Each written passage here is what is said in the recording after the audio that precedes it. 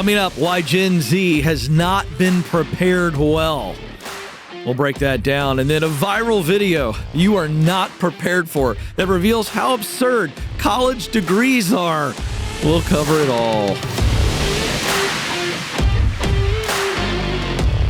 Welcome to the Ken Coleman Show, where we help you win at work. Because if you aren't winning at work, I could tell you you're not winning at life. All right, so we're going to dive into something here, and I am pro Gen Z. Let me state that right out of the gate. Love Gen Z. I'm raising 3 of them. So spare me the oversensitivity if you can possibly be oversensitive about what I'm about to say, because I'm actually going to be waving the Gen Z flag. I am pro Gen Z. Gen Z, what I'm about to say, if you watch this, this is not your fault. How's that, Alex? Is it sensitive enough? I mean that. What I'm about to say is not a critique of Gen Z. It is a commentary to those of us who have parented, who are parenting, and who are leading Gen Z. There's nothing wrong with the generation.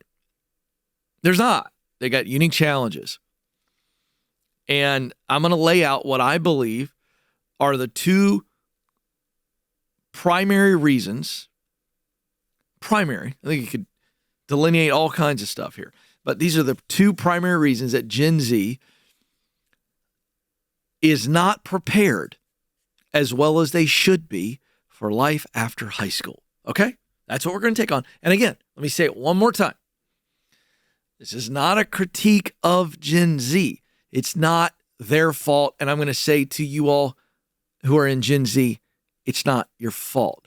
And if this feels like an attack, you aren't listening to me. Because I'm going to tell you what the problems are and what the solutions are. Let's first get to the problem. I'm going to lay them out. There's 2. And we'll unpack them. And then what do we do? Because if you're in Gen Z, I would like to be your YouTube or podcast dad for just the next few minutes. Okay? All right, here we go. Lack of awareness. Lack of grit. These are the 2 primary reasons why Gen Z is not as prepared as they should be to move from high school into the next phase of life. And again, it's not their fault. Now, I know what some of you are thinking. Yes, but they go on TikTok and we see these viral videos and they are sniveling and crying and saying outrageous things. Well, first of all, those people that get that viral attention do not represent the entire generation. Come on. They are not spokespeople. So we've got to stop, adults. We've got to stop painting this generation with a broad brush, just like you didn't like it when people painted your generation with a broad brush. So, lack of awareness and lack of grit. Okay, let's talk about lack of awareness. This is personal awareness, self-awareness. It's not self-aware. Okay? It's very difficult for a person to be self-aware when they've never had, or I shouldn't say never, they have rarely had honest feedback given to them. Feedback to me is a metaphorical mirror. It's the cell phone video, right? It's someone recording you going, hey, I want you to see how you are, right? How many of you have ever seen a picture of yourself on the beach and you went, ooh, hey, I didn't think I looked like that in my bathing suit, Bob. But turns out when they show you the picture, okay, oh.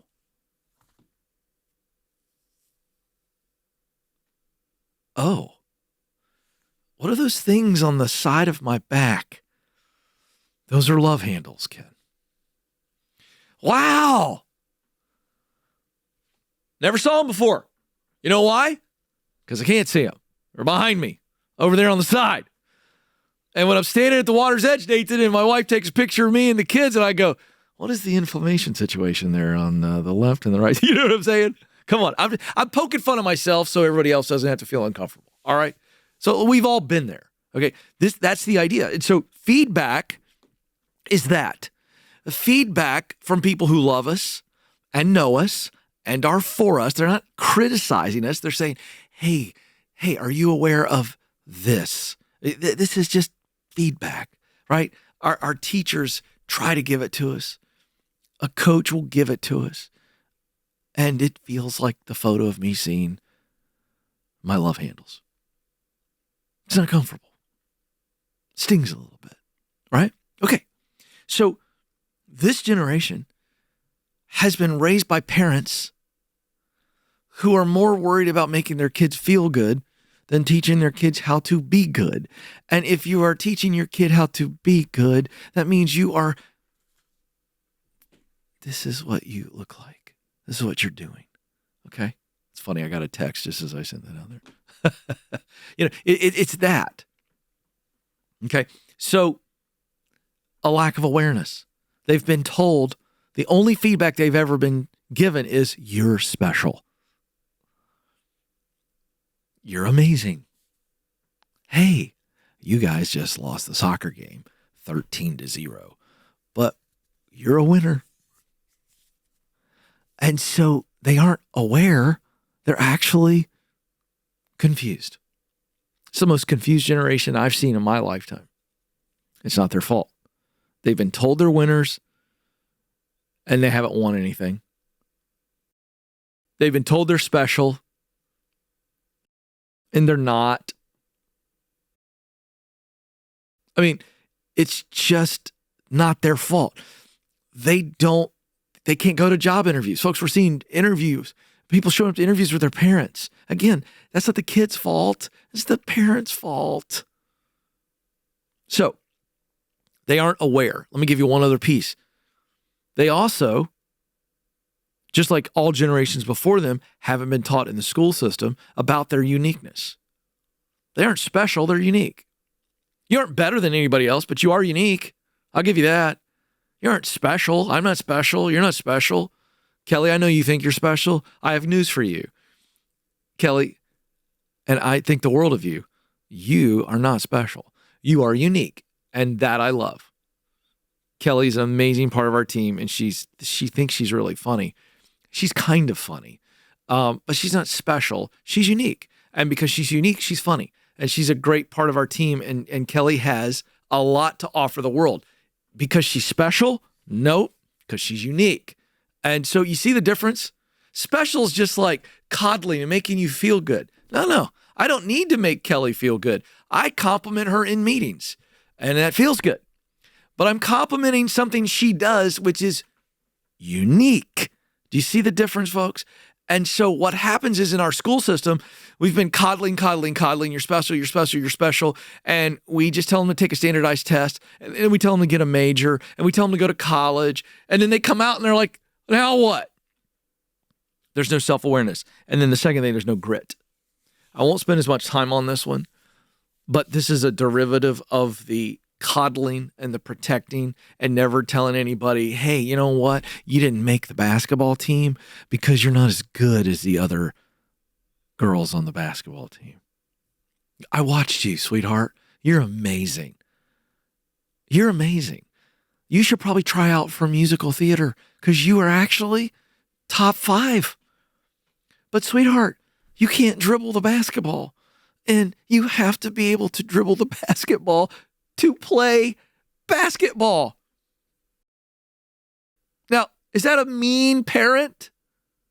Is that mean? No, it's not mean.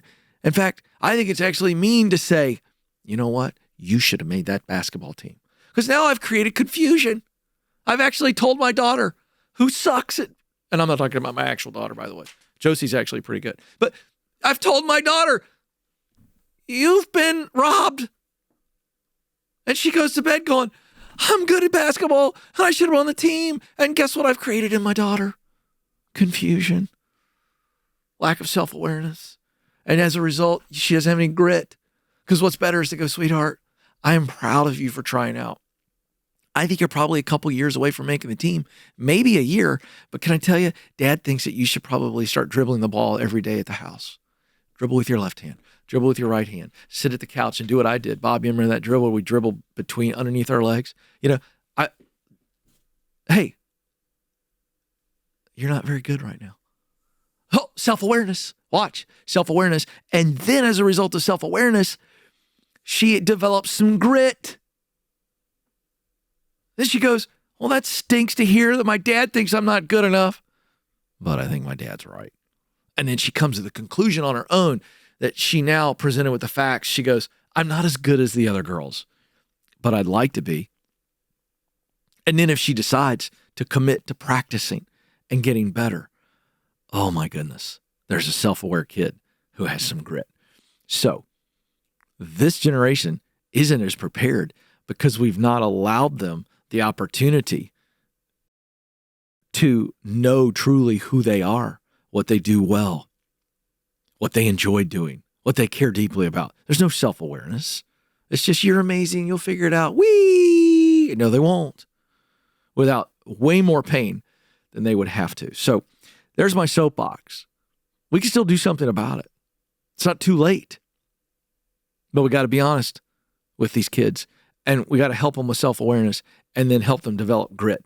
And if they have self-awareness and grit, here's what I can guarantee. They will, in fact, make it. They will, in fact, win. Those two qualities, above all, guarantee success.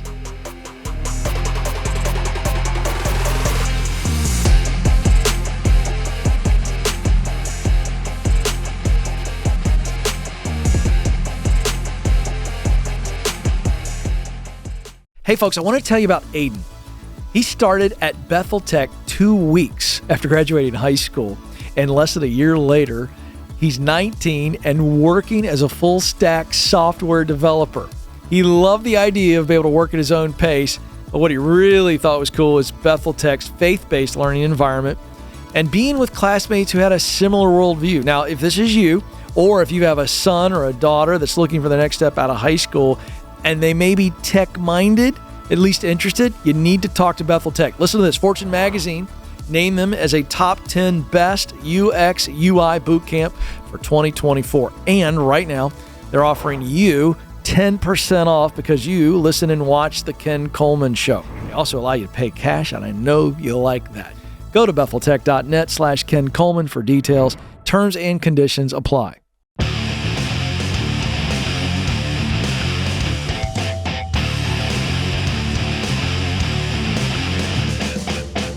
All right, I want to set up a video that a little clip I'm about to show you. Oh man, the only thing I don't have at the desk, I'm so prepared for this, except I didn't bring a bucket of popcorn. Kelly, I should have brought a bucket of popcorn. This is so exciting. What you're about to see is a clip of NYU students sharing their particular field of concentration in their study and in their major. Now, you're going to think that this is a setup and a parody. I assure you, it is not. Watch. Hi, my name is Lex, and my concentration is the performance of self. Hi, I'm Gabrielle. My concentration is creative direction, production, and narrative through the arts, performance, and written work. My name is Elliot Wright, and my concentration is art as a social mechanism. My name is Noah Loyacano, and my concentration is equilibrium or negotiated paradox. It's hard to choose a favorite. I have 3 kids, and like I couldn't choose a favorite kid. I don't know I could choose a favorite clip out of that. But first of all, what are we doing? What happened to majors that we understood? What happened to political science? What happened to engineering? What happened to medicine? Okay. First comment, if you have 3 concentrations, are you, by definition, concentrating? I don't think so. And second, it's kind of like they're doing Mad Libs here. They're combining things that don't even go together. NYU is like the golden corral of colleges. I'll take a scoop of negotiated paradox. Oh, look over here. 2 slices of selfie optimization and some red Jell-O cubes with fingerprints on them. What? Are those any crazier? Here's another one. My concentration is sustainable napping patterns with an emphasis in maple glazing techniques as a product differentiator. What? It's word salad. We aren't focused on substance anymore. It's summer camp on steroids. Hey, you might as well say, I'm going to have a concentration in pterodactyls as art forms. What? I could make anything up at any time, shove it together, say it with confidence and a smile, and you're going to say, bravo, young person, you are learning how to think. What is going on? The emperor is not wearing clothes, and the cost of this walking around naked, acting as though we are clothed in knowledge and wisdom is outrageous. Trillions of dollars of student debt. When did we just kiss the ROI goodbye? Really? If you were to start a business and you were to show up on Shark Tank and say these things that I just uttered, they would yell at you and laugh you out of the building. And yet, in an education context, kids are saying this backbone straight, dignity high, when they should be embarrassed at the plight they have allowed themselves to be put into. Mortgaging their future so that they could learn about the performance of self. Really? I can teach you. Just be who you're supposed to be. Just be you. You're going to go 4 years and learn about the performance of self. This is coddling. This is robbing young people of their future financial freedom. Let's wake up, America. This is like a carnival act, and it's real. I'm out. I can't take it anymore. I need a couple Tylenol, and I need to learn more about the performance of myself in that last segment.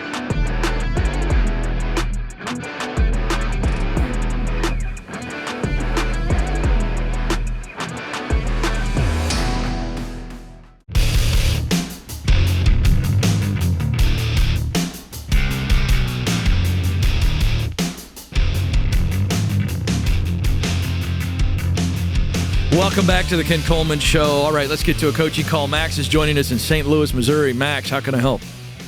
Hello. Thank you so much for this opportunity to talk to you. Yeah, I'm thrilled. What's up? So I've been kind of in a back and forth, just to like zoom forward. Been going back to school. I was uncertain, didn't know what I wanted to do. And the only kind of thing I know is my dad does electrical engineering, and I just like learning. So the only thing that limited my options was cheap and a good path. So I have been going down electrical engineering, but just with the previous trying to do some shadowing, or I haven't shadowed electrical engineers, so that's my work job. But just like previous career coaching at a previous school, trying to figure out what path makes sense for me, and other shadowing of like teachers, I never really feel like I get a conclusive answer of what is best for me. And with my kind of like studying this path and feeling not like it's right, that I feel like I'm having trouble figuring out if this is the right path for me. Right. Is there any part of it that you enjoy? There was one class my previous semester that I liked because of the science and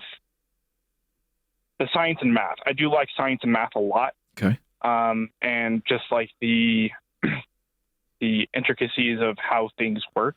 Okay, good. Interesting to me. Let's stay here. What problems in the science and math space intrigue you? Or, by the way, another way of looking at this is, what solutions in the science and math space intrigue you? Make sense what I'm asking? Yeah, I'm trying to think through that because it's a dense question. Well, it's really not. I'm trying to keep it high level. I mean, you're overthinking it, which I understand, Yeah, and I'm well, trying to take the pressure off too. What I'm saying is, you said I like math and science. Okay, so let's go into science for a moment. Go way back. I don't care. 9th grade, 8th grade, 11th grade. I don't care. What kind of science problems or solutions most intrigue you? For instance, is it chemistry? Is it rocket science? Is it biology? Do you understand what I'm trying to keep this super simple? I kind of understand what you're saying. I think that's my problem is like when I look back to that, even if I try to like track to something, I like recently had like a flashback of like thinking of my high school, just because I've been having trouble enjoying my learning. In high school, I enjoyed pretty much all my classes. Great. I was just like learning slow, and I loved just like learning about them. Okay. And I was like figuring out that one thing to choose and go down. Well, that's the problem. You're not even see. You're avoiding answering my question. Okay. Because you're trying to narrow it down too quickly. I don't want you to narrow it right now. I just want us to pick a generalized area, and then we narrow it. Do you understand? This is a process of elimination. It's not always an instant illumination. Do you understand what I'm saying when I say that? A bit. I'm having trouble understanding how to apply that to... Because you're still trying to apply it instead of just... Okay. Here's my point. Do you agree that all work solves a problem or provides a solution, yes or no? Yeah. All right, so it does either. It essentially is the same thing.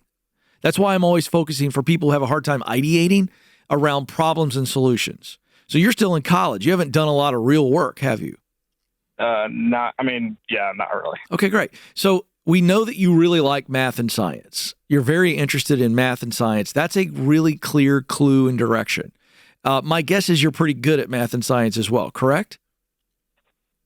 I think so.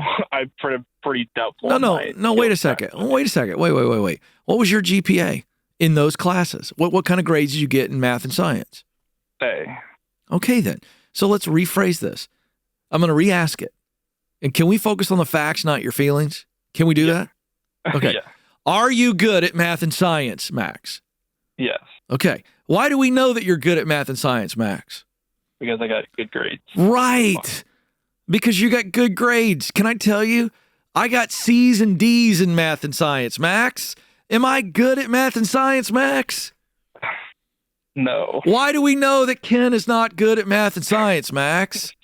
Because you didn't get good grades in those courses. All right. So stop with all the feelings and let's stick with the facts. Can we, please? Yeah. All right. Now, you've not had a lot of work experience in math and science. Is this also true, Max? Yes. Okay, great. And so what are the fields, Max? And Max, if you start getting away from these facts, I'm going to come at you like a trial lawyer. You got me? I got you. I'm having to get tough. I'm having to really get tough here and create a scenario where you stop overthinking. You ready? Yeah. All right, Max, what are some fields in the world of math and science? Some career paths that you are intrigued by. I did not say, Max, that you are ready to choose today. I'm saying, Max, what are some interesting professionals in the world of math and science to you? Please answer, Max. Okay. Any field of engineering has been interesting to me. Great. There's a lot. Hold on. How many fields of engineering are there, Max? There's multiple. All right, then. Fabulous. Yeah. So it feels like you took one electrical engineering class, and Max, I'm going to allow you to share your feelings just very briefly. Max? Yeah. When you took the electrical engineering class, did it give you a good feeling, Max? Yes or no? Did you like it, Max? Yes. Yeah, I liked it. Okay. Because I thought you told me you didn't at the start of the call. Yeah. Hello. Yes, I did like it. Sorry. Okay, but didn't you tell me you weren't interested in going that direction because that was your dad's path? Yeah, correct. Now I'm confused. So here's my point. I don't know why you're telling me now that you are interested in electrical engineering when you started off the call saying you don't think electrical engineering is for you. So we can't solve that one right now, but I can tell you that there are multiple paths of engineering. Give me one other field in math or science that's intriguing to you.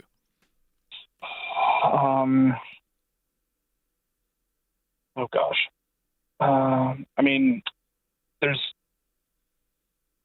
something in medicine I can't think of. Great. That's okay. Specific thing. That's okay. Medicine. Fine. So here's the path for you. Okay. It's called the proximity principle, and I'm going to give you the book. Kelly's going to give it to you when we wrap up our call. So you'll hang on the line and Kelly will get it to you, whatever format you want. But you've got a lot of confusion, young man, and it's because you're overthinking instead of getting into the weeds of these potential paths. You started the phone call saying, I took an electrical engineering class, or I thought about it because that's what my dad does, but I don't think I want to do it. It's not for me. Then I asked you if you liked the class, and you said yes. So maybe you like the topic, but you don't like the idea of the work. Great. Cancel it off the list. Maybe that's what you were saying. Here's the point. You've got to actually spend time. And you did. Watching your dad or paying attention to what your dad did, and you go, if that's electrical engineering, it's not for me. Great. Cross it off the list. But there's other types of engineers out there. Okay. A mechanical engineer, right? There's all kinds of engineers. So let's go hang out and talk to via lunch. Let's watch YouTube videos. Let's listen to podcasts. Let's read books. Let's, again, talk to real engineers. Let's talk to doctors. Let's sit with them. And I'm going to teach you how to do it in the book. But the way you do this is what I call clarify and verify.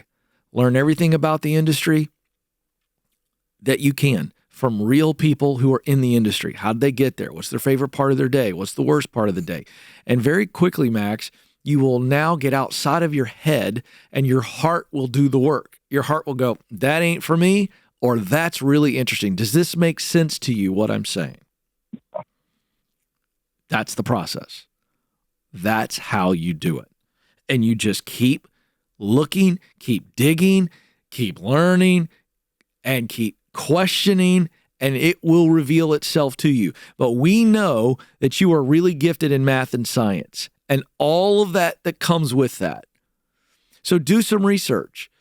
Because you're gifted in math and science, what does that say about you? What natural skills and preferences do you have? Make a list of that. And again, you're going to create a profile for yourself that no longer can you overanalyze. We're just dealing with the facts, not your feelings. You still tracking with me, Max? Yeah. I think the answer is really close. I think you just got to stop overthinking and allowing your feelings of doubt to overwhelm you and drive you into overthinking. You need to be exploring and discovering. Those are your two words. And when you do that, my friend, the answer is going to present itself and you are going to step right into it with great confidence and great competence. Thanks for the call. Hang on. We'll get you the book. Thanks for listening to The Ken Coleman Show. For more, you can find the show on demand wherever you listen to podcasts and watch the show on YouTube. You can also find Ken across all social media by following @Ken Coleman.